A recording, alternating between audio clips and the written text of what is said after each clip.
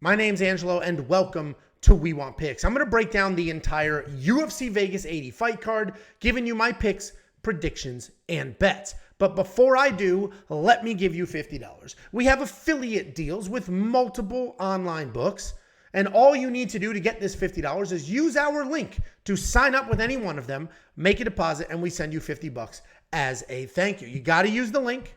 You make your deposit. You go back to our website. There's a big button at the top that says claim $50. Click that. Put in your account number. We verify your deposit in your account, and then we send you $50. Real money. Cash App, PayPal, or Venmo. Actual money from my account to yours. WeWantPicks.com/bets. Use the link. Make the deposit. Let's talk about the wild, bizarre bloodbath that was UFC Vegas 79. First of all, the good news. Jacob's lock of the week hit. He picked Tim Means. He got him at plus 171. Premium members, you saw that nice and early at that plus 171 line. And Tim Means beat the absolute crap out of Andre Fialho. There was a moment there where it looked like it was going to go the other way, but he beat the crap out of him. The other bets were a little tricky. We had Cody Brundage faking an injury. People out there in the world bragging about their Cody Brundage bets like, listen, the guy faked an injury. He didn't win that legitimately. A freak injury in the main event. Tamiris Vidal, that might have been my worst read of all time. What's so frustrating about the Tamiris Vidal loss is her opponent sucks. Her opponent might be the worst fighter in UFC history to get a win. Tamiris Vidal was the better fighter. She was not nearly as good as I thought she was going to be, but she was the better fighter. Her opponent just fell into a couple of takedowns. That fight was absolute dog trash. It is what it is. We had 7 or 8 straight weeks of big time large profits. It was bound to happen. We got it out of our system. Let's jump into UFC Vegas 80. But again, let me highlight Jacob's lock of the week. This is free. I'm about to pitch premium, which is well worth it.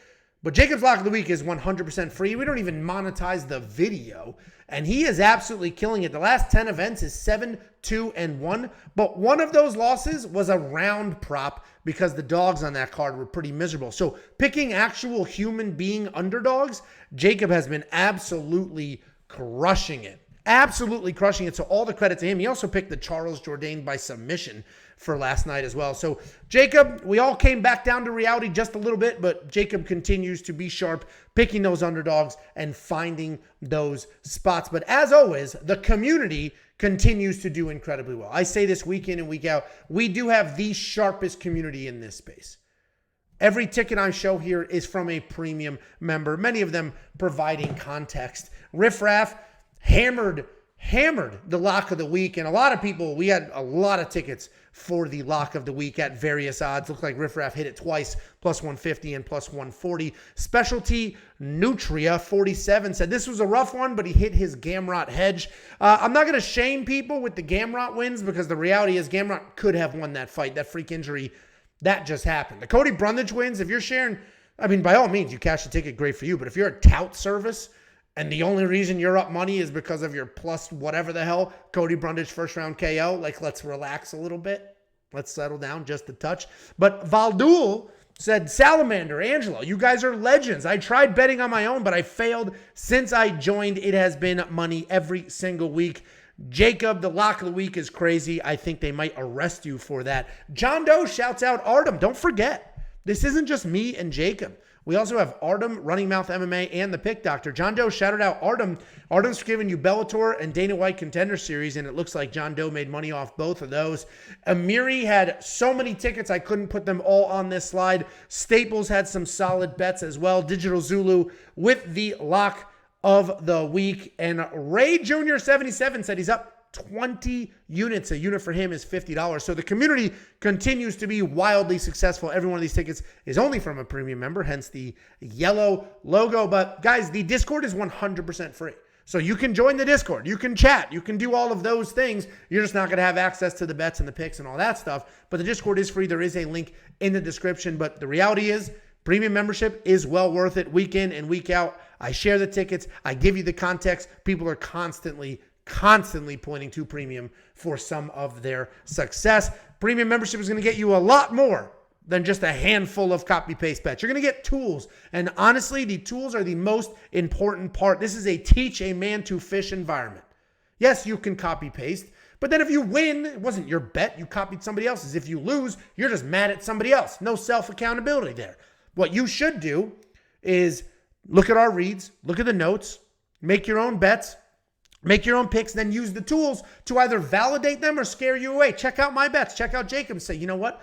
I do feel this way as well. Or actually, I really like that bet. Let me jump on it. Not just like, oh, I don't know who these people are, but let me go ahead and copy them. The tools will help you do that. This week, or actually it's next week for UFC Vegas 80, the line movement tracker is very interesting. Only one single fighter on that card opened as a dog so far and will close as a favorite, and that is Joaquin Buckley. But 4 different fighters have had 20% line movement or more. You're also going to get the best DraftKings ownership projections in the game. We crushed it again. I mean, it's like every week, every other week, if you have an 8-week window, 6 or 7 of them, we have the best DraftKings ownerships in the game. A lot of you don't know what that is or why it's important, but those of you who do know that we're absolutely blowing past people like the Roto Grinders, like the Awesemo, people charging $80 a month per sport. And we're charging $10 a month for literally everything. The DraftKings ownership projections continue to be wildly successful. That is available in that $10. You're also going to get a DraftKings optimizer. This will literally build lineups for you. If you go to the DraftKings videos, you will see more than one ticket where people specifically said the optimizer did that for me. The reason our optimizer is so good, it's just a fancy calculator, but it has the best data inside of it. It is working with the best numbers, so it's going to spit out the best lineups. And for those of you saying, what the hell is DraftKings Fantasy? Well, we have a course that will literally walk you through exactly what DraftKings Fantasy is, how you play it, what the optimize, like how any of this matters, what it all means, how to get started. That's included in your premium membership. Just click on more in the menu and then click on courses and you'll see that there. You can hop in, really start to learn and do it. What I want to tell you, straight up, playing DraftKings Fantasy makes the night so much more enjoyable. You don't even just play for a couple of dollars with your friends, challenge a friend, make your own league. It's so fun. You can we have a We Want Picks League. There's a link in that description as well. There's a free contest every week. Join the free contest. All of a sudden, you're rooting for people that you don't know who they are. You don't care. They're an undercard fighter. You never matter, but they're in your lineup, so now you're really rooting for them. It's fantasy football, but for fights. And we're here because we absolutely love fights. So whether you do it to make money, and our community has made $380-something thousand doing DraftKings Fantasy in the last 3 months, whether you're doing it to make money or doing it just to have some fun with your friends, it is a ton of fun. All of that stuff is included with your premium membership, as are the entire slate of detailed data, metrics, and analytics. We have 2 full pages dedicated to the detailed data. You can sort. You can work through it. It's interactive data. Then you can jump out to this master 38-column sheet and work your way across. Again, to reinforce what you were already thinking or to scare you away from maybe a pick or a bet that doesn't make any sense. You're also going to get more than just me and Jakey Boy. We have Running Mouth MMA. There's 3 of them giving picks and bets and insight. You're going to get Artem, who I just mentioned that shout out earlier, is breaking down Bellator, breaking down PFL, breaking down Dana White Contender Series, giving you insight, picks, and bets. And you're going to get the Pick Doctor and AI, picking fights using data only, guys. Every single thing I just mentioned, plus all the things I won't mention because everybody complains when these intros are too long, is all available in one beautiful package for only $10 a month. Just go to WeWantPicks.com and click Become a Member at the top.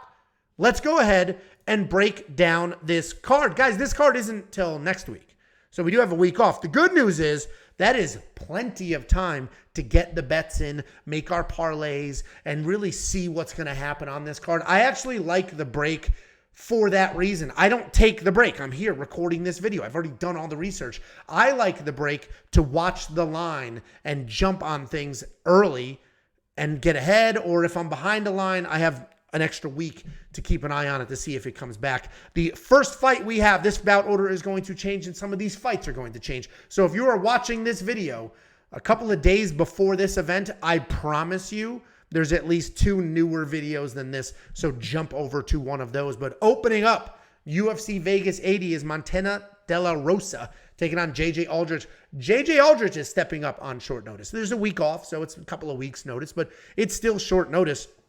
And she's taking on Montana De La Rosa. She's a tough wrestler, very straightforward game plan. Her wrestling is real. Montana, we're talking about here. She wrestled in high school. Like, she has actual wrestling. This isn't just, I want to be a fighter, and then learned how to do some takedowns. She's been wrestling, and they're solid takedowns. She wrestled most of her life. You can see that in the grappling exchanges. Her striking continues to improve. It's not great. She can struggle to get her hands going, but she's starting to put it together, starting to get more technical in each fight. She is coming off the loss to Tatiana Suarez, but the reality is everybody's coming off a loss to Tatiana Suarez, especially if your main thing is wrestling and then you're fighting somebody at that level. I mean, that's just what's going to happen. She's taking on JJ Aldrich. JJ's a decent striker. She's got good takedowns, solid top pressure, and she fights well within her skill set. She doesn't really take any risks. She's going to come forward, use her techniques, good at everything, not great at anything, but not bad anywhere either. Her strike differential, you can see that 4 to 4.5, so she is getting hit more than she's hitting her opponents, but 4 is decent volume. She's going to bounce around, she's going to stay busy, and she's going to try to squeak out these wins. She's not dangerous anywhere, but she's pretty good everywhere, as I mentioned. She's coming off that win over Na Liang, and she finished Na. But the reality is she was taken down early, and Na gets finished a lot.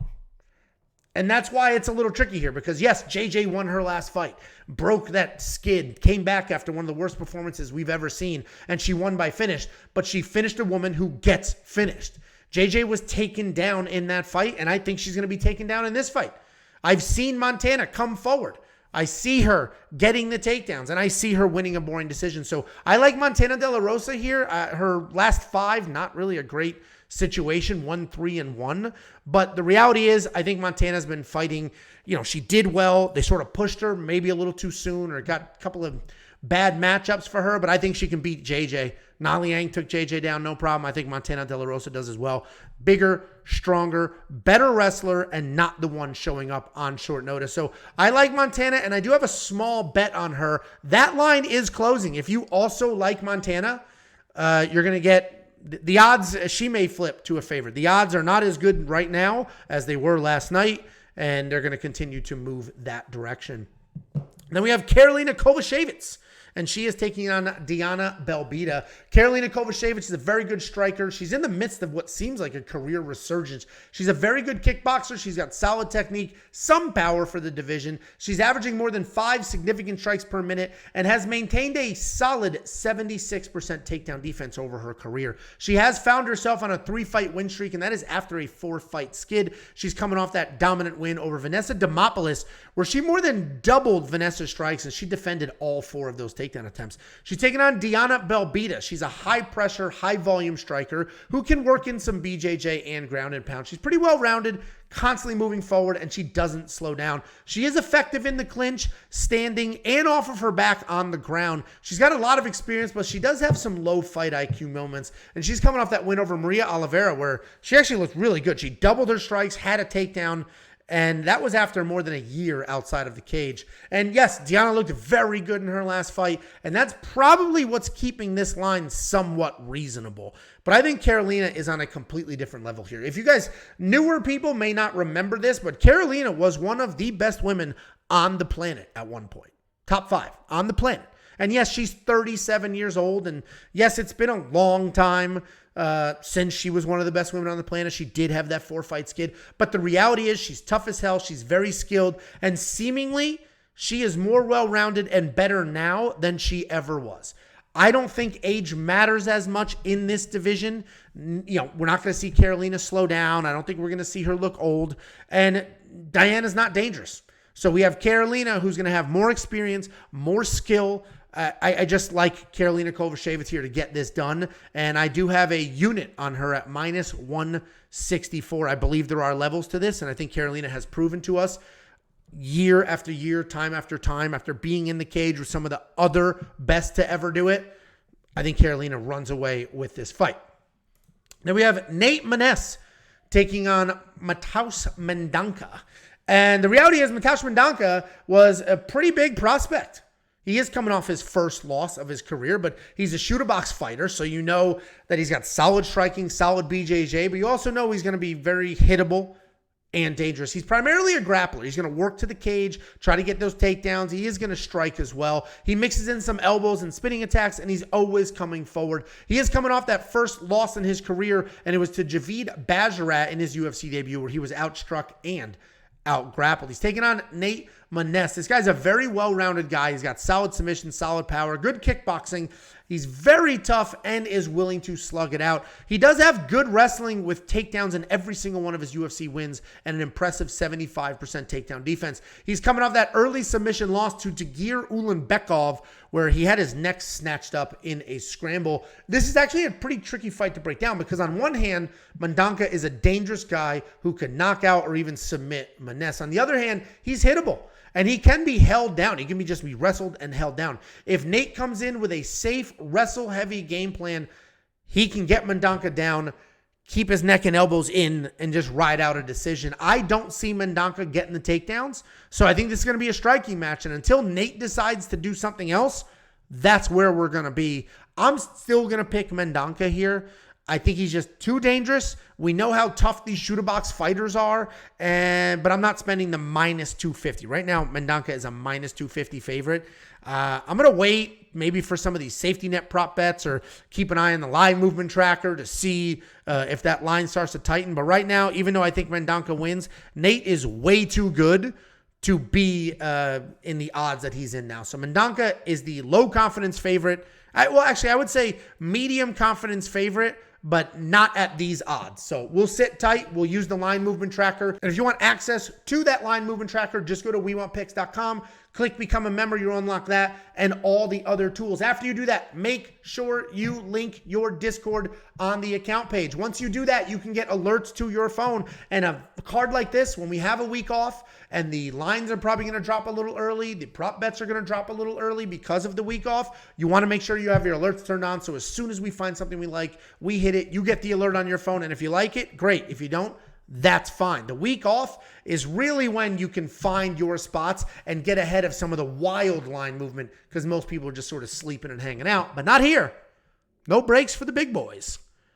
Then we have a really, really good fight. We got Chris Gutierrez taking on Montel Jackson. Chris Gutierrez is a very good kickboxer. He's got great low kicks, nice cage control. He's got great volume and solid cardio as well. There are no secrets to his game plan. He's going to plot forward. He's going to light up your legs, which will slow you down. And then he's going to throw straight punches to try to get you out of there. He's got good takedown defense at 74%, and that really allows him. He trusts his takedown defense, so he can get loose, and it allows him to just play that game instead of just constantly worrying about what's going to happen. He is coming off that disappointing loss to Pedro Munoz, where he was dropped and he just never found his rhythm. He's taking on fellow prospect Montel Jackson. This guy's a great wrestler with solid striking and legit power. He's good everywhere. He has a full resume of knockouts, decisions, and submissions. His takedown accuracy is an impressive 71% with an average of more than 3 per fight. He's coming off that knockout over Ronnie Yaya, where he did defend the takedown and he showcased the power. Right now, Montel is a 2-1 favorite.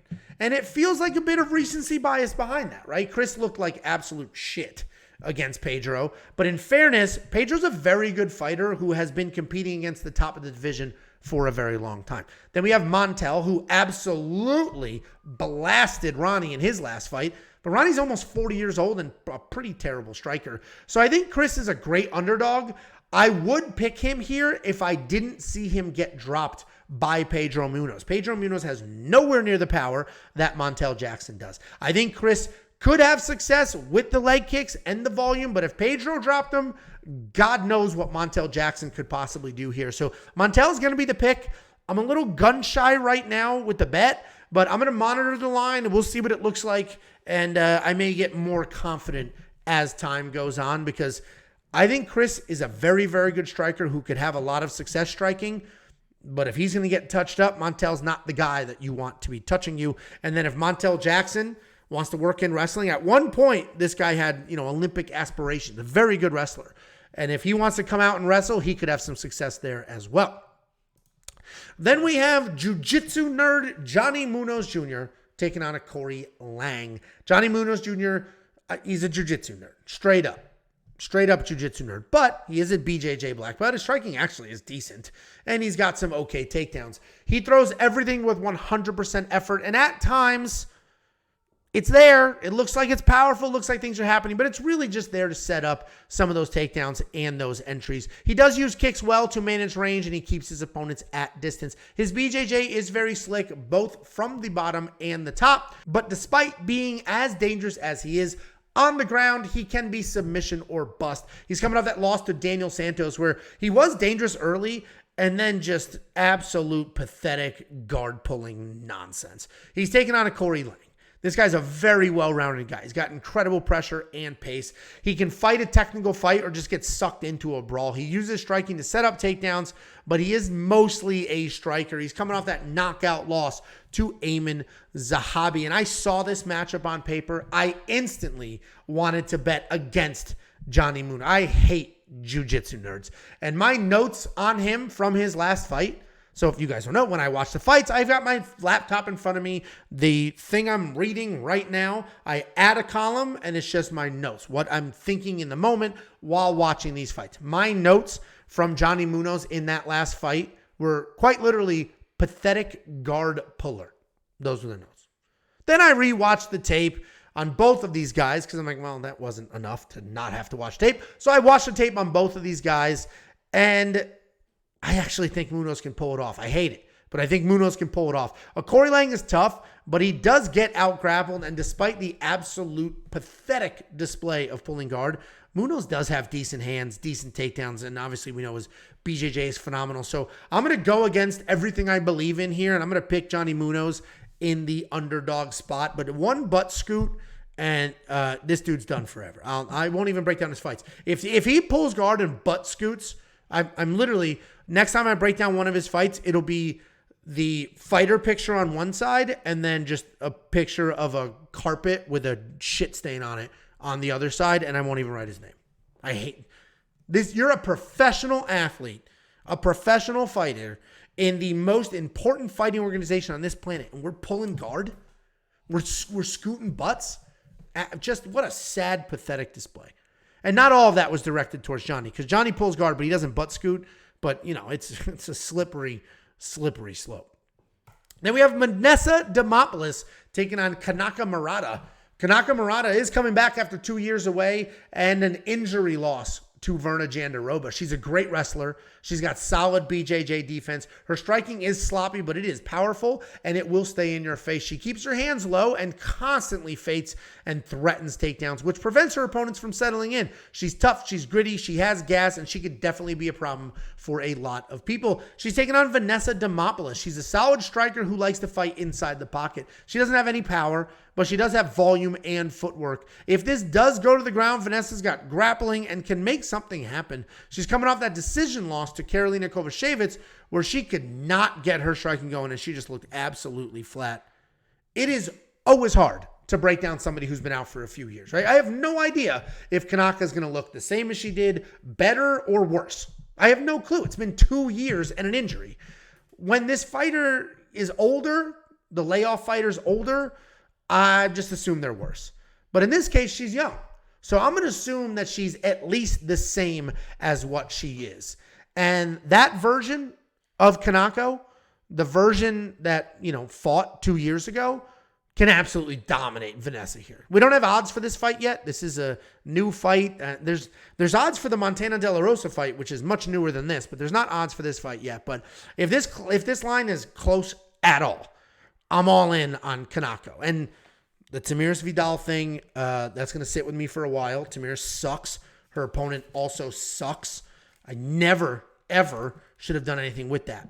All of that being said, Kanako is a very good wrestler. I trust her to just take down Vanessa, beat her up on the ground, and win this fight. So as soon as we have odds for that, we'll see what I end up doing. Make sure if you are a premium member, go to your account page, click link Discord, link your Discord, so that when I do eventually hit this line or a prop, if the money line is too wide, you'll get an alert on your phone. You can say, oh, Angelo hit Kanako. I actually like her in this fight too. Let me jump on it before the line goes crazy. That's why you want to link your Discord for the alerts. If you're not a premium member, it's freaking $10. Even if you didn't look at a single bet, the tools, the insight, the data, the information, all of that just to help you do your research. If you value your time at all, if you're a meticulous person, you're going to come in every week, you're going to do your research, you're going to go to all the websites, pull the data, look at it, analyze it. What is your time worth? Because for $10 a month, I have done all of that, and I'm giving you all that data in one place that you can interact with and look at. So if assume that takes 5 hours to put together. If your time is worth more than $2 an hour, go ahead, become a premium member. WeWantPicks.com. Click Become a Member at the top. Then we have a very, very sneaky good fight. We got Alex Morono taking on Joaquin Buckley. Alex Morono is a very well-rounded guy. He's got clean striking, incredibly underappreciated grappling. He's a high-level black belt, and he doesn't use his wrestling very often, but he does a nice job working in takedowns if he needs to, and he can hang tough when he gets into some trouble. He is coming off that come-from-behind submission win over Tim Means. He's taking on Joaquin Buckley. Buckley's a powerful striker who comes in hot. He's got good forward movement. He cuts angles well. We all know he has power, but he has gotten more comfortable recently not chasing that big knockout. We've seen him work in some takedowns. He's a former middleweight.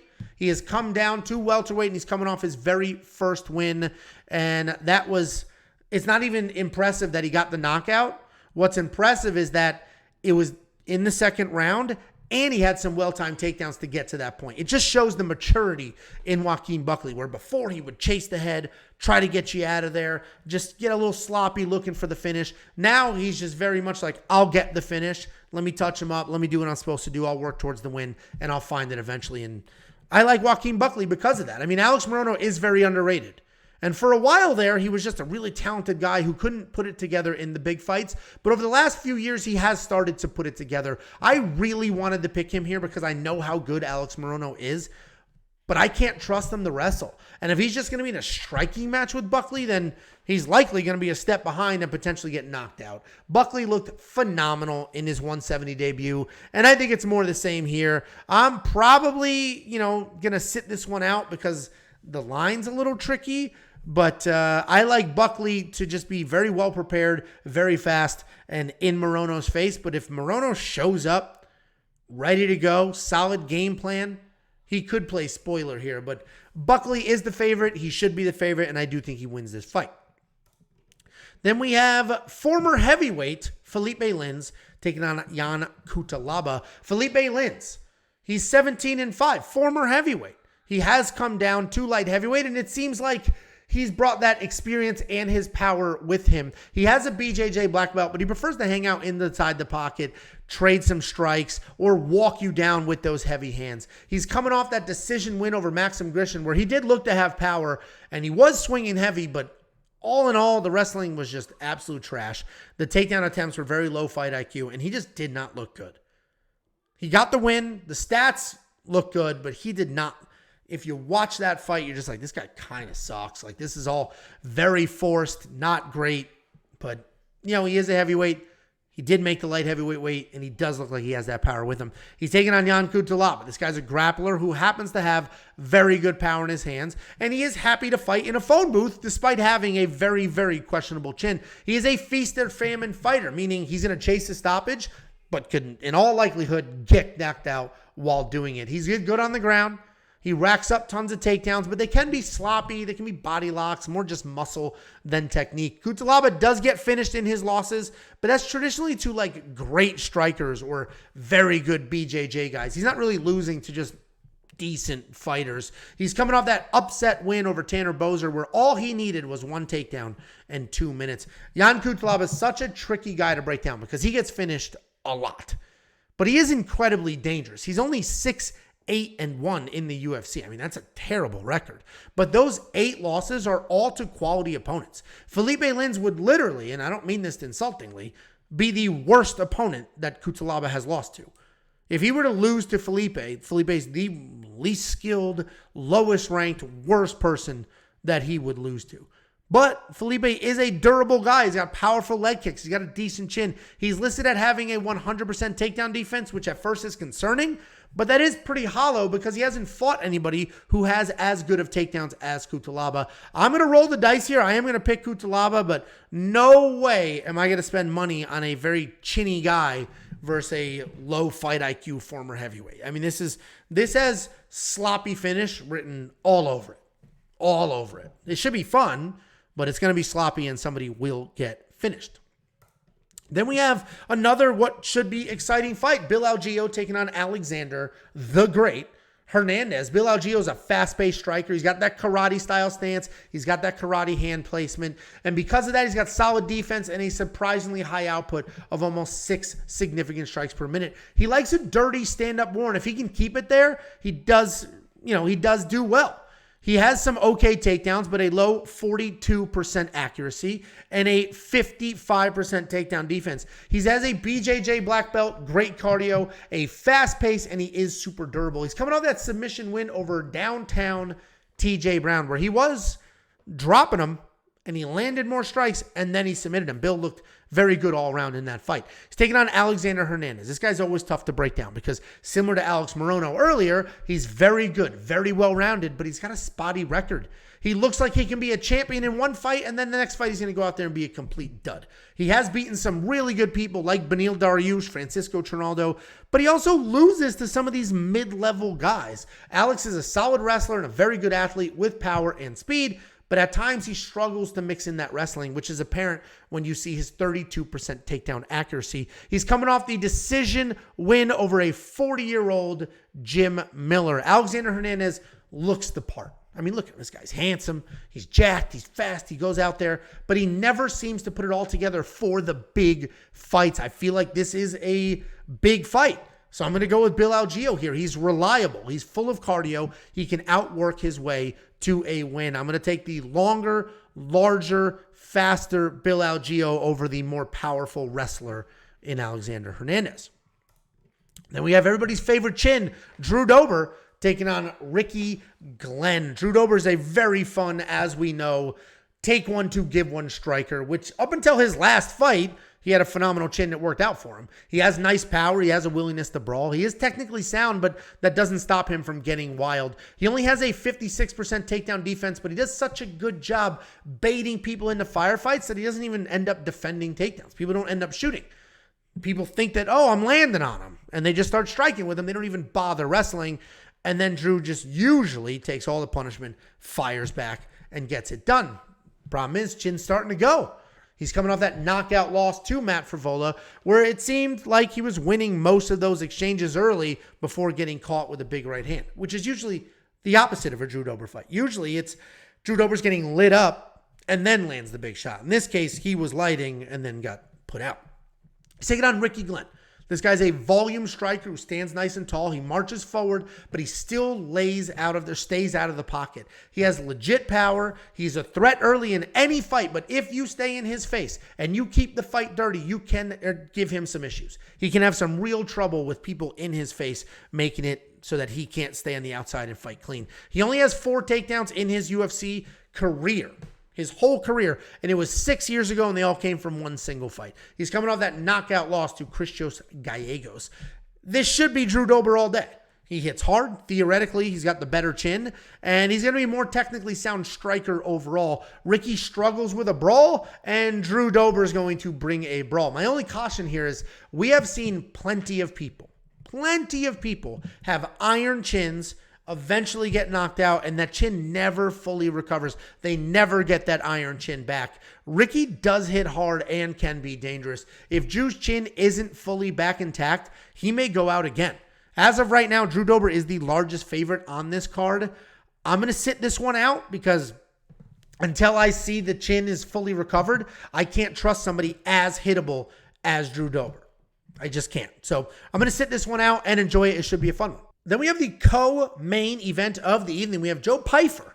I think it's Pyfer, not Pyfer. But anyway, Joe Pyfer taking on Abdul Razak Al Hassan. Joe Pyfer is an incredibly powerful striker who has put together 4 wins in a row after a very, very serious, potentially career-ending injury on the Contender Series. He hits like a truck. He uses pressure to break people, and you don't see much of it, but he does have nice, clean takedowns and solid BJJ. He's coming off that early knockout win over Gerald Mearshart. He's taking on Abdul Razak Al Hassan. This guy's a powerful striker who tends to hen hunt while looking for a knockout. He is a high-level judo practitioner, but like what we've seen with wrestlers typically, he found the power, and he's fallen in love with his striking, and he doesn't really use all of his tools. He's coming off that knockout win over Claudio Ribeiro, where he was losing the early exchanges, and then he actually started to wrestle, but he did a great job. Abdul, between the first round and the second round, he completely reset, came out in the second round, and looked much, much better.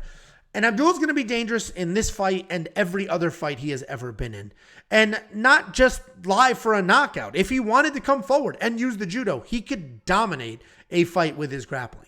But we almost never see him use all of his tools. He hunts with power, and because of that, he can usually be a step behind because he's throwing big instead of setting things up. And if he's going to be a step behind with somebody like Joe Pyfer, then he could have some very, very real issues with Joe getting to him faster, landing that big power, potentially putting Razak out. I like Joe to win this fight. My only concern is we haven't really seen him in a long, drawn-out fight. And if this one is a long, drawn-out fight, I don't know if he's going to fade. I don't know if he's going to have power later in the rounds. But as of right now, I'm very high on Joe to get the win. Then we have the main event of the evening. A lot of people clowning this main event, making fun of it. The reality is it the most exciting, spectacular main event? No, of course not. But this is a good fight, and as boring and as much of a wet blanket as Grant Dawson is, he has earned, he's 20-1. He has beaten everybody they've put in front of him. He has earned a fight night main event. So good for him. He's in this spot, and he's fighting, pretty popular guy, and he'll get the views. So good for Grant Dawson. Grant Dawson is a grappler. I mentioned he's a wet blanket. He averages 4 takedowns per fight. He's got a great ground game. He's absolutely relentless with his pressure. He's got good technical striking, but the clear advantage in most of all of his fights is his wrestling and his grappling. He started his career at 145 pounds, but he moved up to lightweight, and he has not skipped a beat. He's coming off the underdog win over Damir Ismagulov, where he had 3 takedowns and 12 minutes of control time. And doesn't that just sound like such an exciting fight? 12 minutes of control time. He's taking on Bobby King Green. This guy's a busy striker. He's got that Roy Jones Jr. showboat style with his hands at his waist. He's got great volume, incredible defense, and up until 2020, he had slick wrestling as a backup plan. He has 10 knockouts under his belt, but for the most part, those are not one-punch knockouts, right? He did do that to Ally Quinta, but mostly it's volume and activity over a few rounds where he'll get the TKO. He's got a solid striking differential of more than 6 and then less than 4 with a 74% takedown defense. He's coming off that submission win over Tony Ferguson. And at one point in time, Bobby Green had the potential to really do something in this division. But a few short notice fights and what seems like a complete abandonment of his wrestling has him in a weird in-between space where he's sort of a name, right? People love Bobby. He's got himself a name there and a popular guy. He can hang with most people, but he's likely going to lose all the big fights. And I keep mentioning that he doesn't wrestle anymore, and he abandoned it. And that's a shame because between 2017 and 2020, he had 16 takedowns. But since then, he's had literally 0. And this matters because without the threat of shooting a takedown, all you have to worry about when you fight him is his hands. And yes, he's got very good hands. But if you only have to worry about one single thing, well, then it just makes your life a lot easier. It's the dynamic fighters who are throwing jabs out there, setting up takedowns, throwing big, shooting right after. Those are the guys that will get people confused, get them off their game plan. And if you're not going to threaten Grant with a takedown or threaten with big-time heavy power, Grant Dawson's going to be able to come forward, throw a couple of jabs, and just start diving at legs and sniffing crotches. And I think that's how this fight goes. I think Grant Dawson wins a insanely boring Grant Dawson fight. It's going to be 50-45. Grant Dawson's going to win. I'm very confident in him. I think he is parlayable. If Bobby Green had that big one-punch power, then it'd be a different story, but he just doesn't. So we have Grant Dawson's going to do what Grant Dawson does, which is win a decision. The comparison I'm going to make here is Grant Dawson is the Bilal Muhammad of the lightweight division. He's going to win all of these fights. It's going to be boring as hell. He's going to win them all with wrestling, and he's never going to get a title shot because that style is just so damn boring. But either way, and I don't mean to, I'm not trying to be rude. The guy's, he wants to go out there and win fights, and he's doing that, and he's doing it better than pretty much everybody in the division right now. He's got one loss a while ago and just goes out there, continues to win, whether he's the favorite or the dog. Very consistent guy, out-wrestled an Olympian. Just won as a huge underdog. So good for Grant Dawson. He should win this fight as well. He should be parlayable. Guys, let me send you that $50 Just go to wewantpicks.com/bets. Use our link to sign up with any one of our betting partners. Make a deposit, and we will send you $50 as a thank you. It's affiliate marketing. They're going to pay us.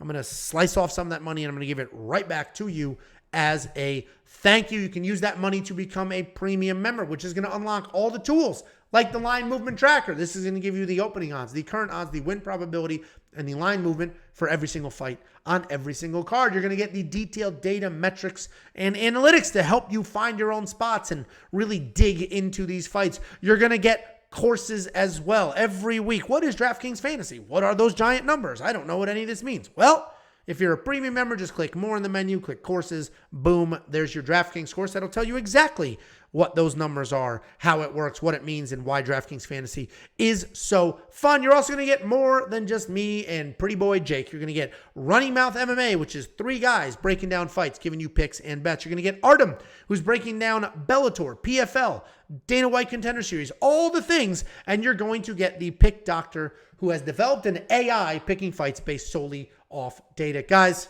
become a premium member. It's only $10 a month. Go to wewantpicks.com, click become a member at the top.